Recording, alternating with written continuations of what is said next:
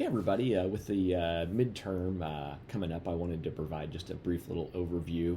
I know people typically kind of like that little preview so they know what to expect. So the midterm exam, of course, will be taken online through Canvas.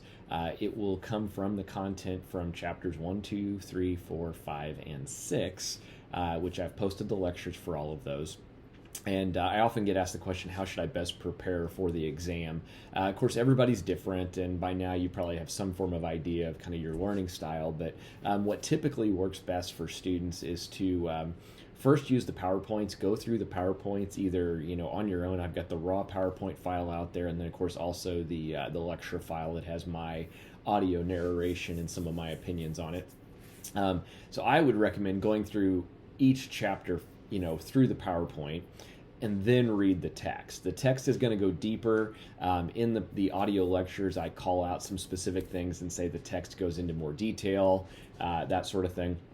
There are a few points, where I have somewhat disagreed with the text in my audio lecture. I have gone through and ensured that the midterm doesn't have any of those conflicting things where I conflict with the text, so you should find that pretty straightforward. If not, I always do a question analysis after the exam is over.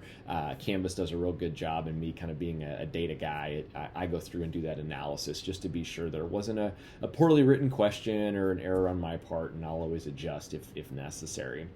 The test will consist of 50 questions, multiple choice, and true false. I used to have essay questions in there to kind of help assess your critical thinking skills. The final project really gives a better avenue to do that, and I'm kind of constantly evolving the course, and that change came from student feedback, those student surveys you get at the end of the term. Where people, weren't big fans of the essay question and found that, they really preferred to have more time to kind of digest, which I completely understand. So I've removed essay questions, so you will find that it is just multiple choice and true false.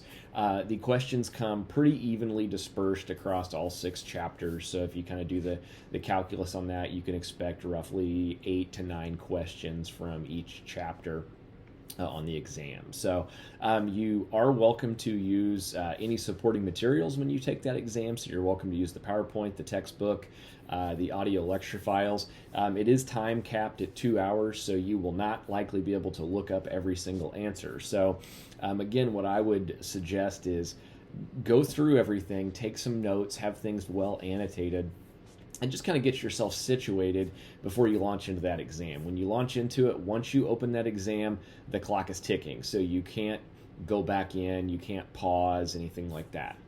That said, issues happen, so if you're in the middle of the exam and you accidentally close it, it's a very common problem that people run into.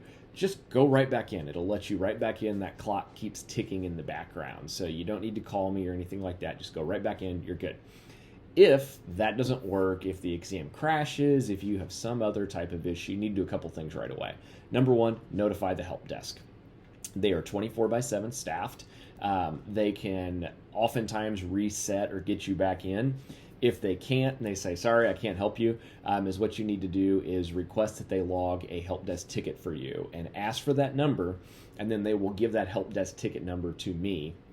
As well, and that's kind of your get out of jail free card, where they can show me that they did some investigation and there truly was a technical issue. Okay, if you run into a problem and you don't contact the help desk, we're going to be in a bad place. Okay, so even if it is after hours, like I said, contact the help desk, and also send me a note. No matter what time it is, send me a message just so I kind of have a record. We can be sure everything reconciles and figure out a path. Okay, so you've got any time within week 4 to complete this exam. So it's due Sunday at 11:59 p.m. Central Time during week 4. So that means you have to launch and complete the exam before that time. So that doesn't mean you can launch in at 11:58. If you do that, you're going to have 1 minute. So at the absolute latest, you need to launch that exam at 10 p.m. Central Time. Okay.